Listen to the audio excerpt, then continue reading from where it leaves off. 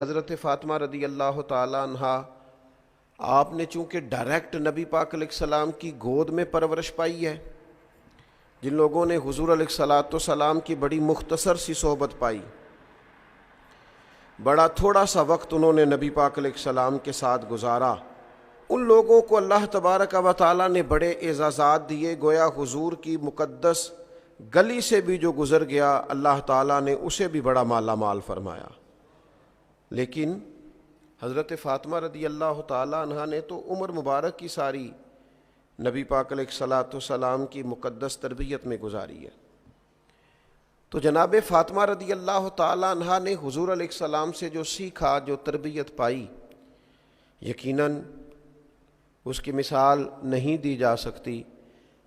اگرچہ ان کی روایات جو ان کی مرویات ہیں وہ بڑی کم ہیں، لیکن اس کے باوجود حضرت امام جلال الدین سیوطی رحمۃ اللہ تعالیٰ علیہ نے حضرت فاطمہ رضی اللہ تعالیٰ عنہا کی جو مرویات ہیں، یعنی جو روایات انہوں نے حضور علیہ السلام سے سن کے امت تک پہنچائی ہیں، ان کو باقاعدہ ایک کتاب میں انہوں نے درج فرمایا ہے، اور مسند سیدہ فاطمہ رضی اللہ تعالیٰ عنہا کے نام سے امام جلال الدین سیوطی رحمۃ اللہ علیہ کی کتاب ہمیں ملتی ہے۔ اس میں صرف وہ روایتیں جو حضرت فاطمہ نے حضور سے سن کے امت کو پہنچائیں وہ اس میں بیان کی جاتی ہیں۔ ساری باتیں تو نہیں ہو سکتی،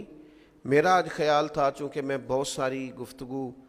اپنی بساط کے مطابق مقدور بھر سیدہ پاک کی بارگاہ میں عرض کر چکا ہوں، تو آج میرا خیال تھا کہ بہت ساری باتوں کو دہرانے کی بجائے چند ایک روایات جو سیدہ پاک رضی اللہ تعالی عنہا نے حضور علیہ السلام سے سن کے امت تک پہنچائی ہیں، اور یہ بڑی قیمتی باتیں ہیں، حضور کی ہر بات ہی بڑی قیمتی ہے، لیکن جس کو سیدہ پاک روایت کر رہی ہیں اور سمجھ رہی ہیں کہ امت تک میں حضور کی اس بات کو پہنچاؤں، روایت کر رہی ہیں، وہ یقیناً بڑی قیمتی ہیں۔ تو چند ایک ایسی روایات جو حضرت فاطمہ رضی اللہ تعالی عنہا نے روایت کر کے امت تک پہنچائی وہ میں آپ کی خدمت میں عرض کرتا ہوں۔ یہ پہلی روایت حضرت فاطمہ رضی اللہ تعالی عنہا سے مروی ہے، اور امام بہقی رحمۃ اللہ علیہ نے اسے اپنی سند کے ساتھ روایت کیا ہے۔ حضرت فاطمہ رضی اللہ تعالی عنہا فرماتی ہیں کہ ایک دن سحری کا وقت تھا اور میں سو رہی تھی، آرام فرما تھیں جناب سیدہ، فرماتی ہیں نبی پاک صلی اللہ تعالی علیہ وسلم میرے پاس سے گزرے، سحری کا وقت تھا، تو حضور نے مجھے پاؤں سے پکڑ کے ہلایا، اور حضور علیہ الصلاۃ والسلام فرمانے لگے میری بیٹی اٹھو، اپنے رزق سے اپنا حصہ وصول کرو۔ فرمایا کہ یہ جو طلوع فجر کا وقت ہوتا ہے نا، طلوع فجر سے لے کر طلوع آفتاب تک، طلوع فجر سے طلوع آفتاب تک یعنی فجر کا وقت شروع ہونے سے لے کر سورج نکلنے تک اللہ تعالیٰ اپنے بندوں میں رزق تقسیم فرماتا ہے۔ اگر آپ اس روایت پر غور کریں تو جناب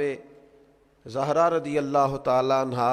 ہماری توجہ دلاتی ہیں کہ ہمیں سحری میں اٹھنا چاہیے، صرف رمضان میں نہیں، ہر روز اٹھنا چاہیے۔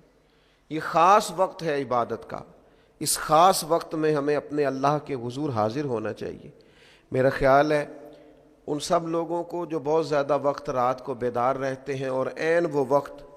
جو سحری میں دوبارہ اٹھنے کا اس وقت سو جاتے ہیں، انہیں اس بات پر غور کرنا چاہیے، اور جتنے لوگ رزق کی تنگی کی شکایت کرتے ہیں اور تنگ دستی کا ان کے ساتھ معاملہ رہتا ہے، وہ بھی اس حدیث پر غور کریں کہ جناب فاطمہ رضی اللہ تعالیٰ عنہ فرماتی ہیں مجھ سے نبی پاک علیہ السلام نے سحری کے وقت فرمایا اٹھو، یہ تو وہ وقت ہے جب اللہ اپنے بندوں میں رزق تقسیم فرماتا ہے۔ دوسری بات، اس کو بھی امام طبرانی نے روایت کیا ہے، کامل مومن کون ہوتا ہے؟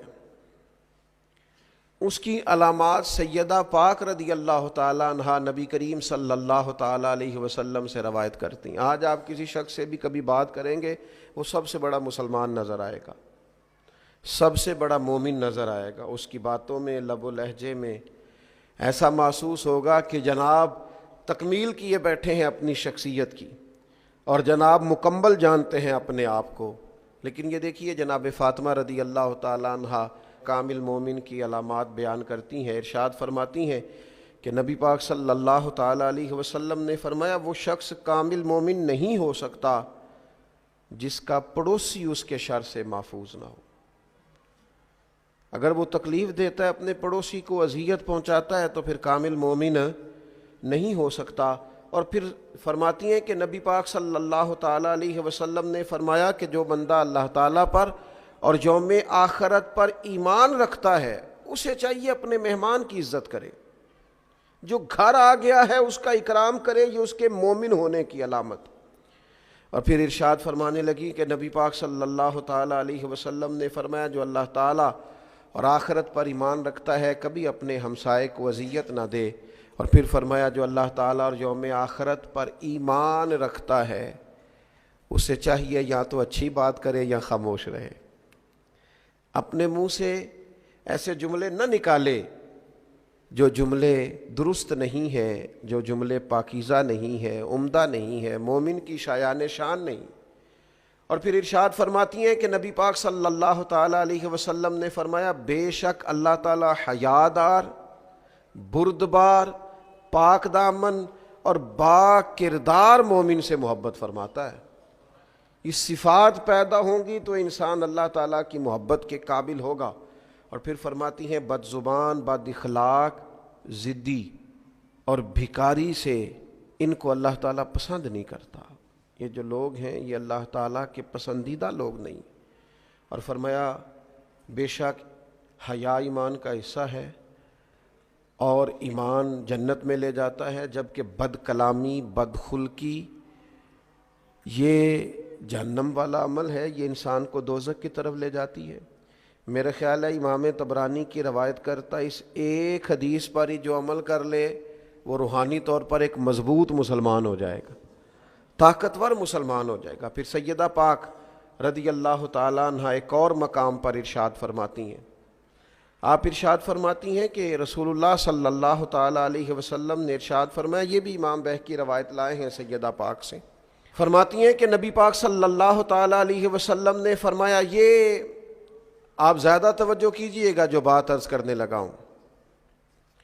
میں بڑے احترام کے ساتھ ان لوگوں کی خدمت میں عرض گزار ہوں جن پر اللہ کے انعامات زیادہ ہیں۔ جناب فاطمہ رضی اللہ تعالی عنہا سیدہ پاک ارشاد فرماتی ہیں کہ نبی کریم علیہ الصلاۃ والسلام نے فرمایا میری امت کے شریر لوگ وہ ہیں جنہیں نعمتیں عطا کی گئی ہیں اور وہ کیا کرتے ہیں، وہ انواع و اقسام کے کھانے کھاتے ہیں، رنگ برنگے کپڑے پہنتے ہیں اور بیہودہ گفتگو کرتے ہیں۔ یعنی اسی پہ انہوں نے اپنے آپ کو فوکس کر لیا ہے، کھاؤ پیو پہنو اور ہر وقت بیہودہ بولو۔ اگر اللہ نے تمہیں رزق دیا تھا تو خیر کے کاموں میں خرچ ہونا چاہیے تھا، اللہ کی رضا کے لیے اللہ کے بندوں پر خرچ ہونا چاہیے تھا۔ اللہ نے اگر تمہیں نواز دیا تھا اور کچھ لوگ تمہارا اکرام کرتے تھے تو کیا مانا تم ہر وقت بات ہی کرتے رہو گے، پھر تمہارے لہجے میں ٹھہراؤ ہونا چاہیے تھا۔ اسی طرح حضرت فاطمہ رضی اللہ تعالیٰ عنہ کی بس ایک روایت عرض کرتا ہوں، اور آج 3 رمضان المبارک ہے، میری بڑی خواہش ہے کہ سیدہ پاک رضی اللہ تعالیٰ عنہ کا روایت کیا گیا یہ وظیفہ، آپ کی ارشاد فرمائی گئی یہ بات، یہ ہم سب کو اپنا لینی چاہیے۔ اور اس کی جو فضیلت انہوں نے بیان کی ہے، آپ دیکھیے اس کو بھی امام بہقی نے روایت کیا ہے۔ سیدہ پاک رضی اللہ تعالیٰ عنہ فرماتی ہیں کہ حضور سید عالم صلی اللہ تعالیٰ علیہ وسلم نے فرمایا جو بندہ سورہ حدید کی تلاوت کرے، سورہ واقعہ کی تلاوت کرے اور سورہ رحمان کی تلاوت کرے تو سیدہ پاک اسے کیا ملے گا؟ تو آپ فرماتی ہیں اس کا نا ایک نام ڈال لیتے ہیں فرشتے، زمین و آسمان کے فرشتے اس کا ایک نام رکھ لیتے ہیں۔ فرماتی ہیں جو سورہ حدید، سورہ واقعہ اور سورہ رحمان کی تلاوت کرے، زمین و آسمان کے فرشتے اسے جنتی باشندہ کہہ کے پکارنا شروع کر دیتے ہیں۔ تو جنتی آدمی ہے اگر اس کی تلاوت کرے۔ امام بہقی نے اس کو روایت کیا، اس کا نام رکھ لیتے ہیں فرشتے، جنتی جنتی کہہ کے گویا پکارتے ہیں، جنتی۔ تو سیدہ پاک رضی اللہ تعالیٰ عنہ کی روایت کردہ ان احادیث مقدسہ سے ہم نے اپنے لیے سبق حاصل کرنا ہے۔ خیر کٹھی کرنی ہے۔ اللہ تعالیٰ توفیق عمل عطا فرمائے۔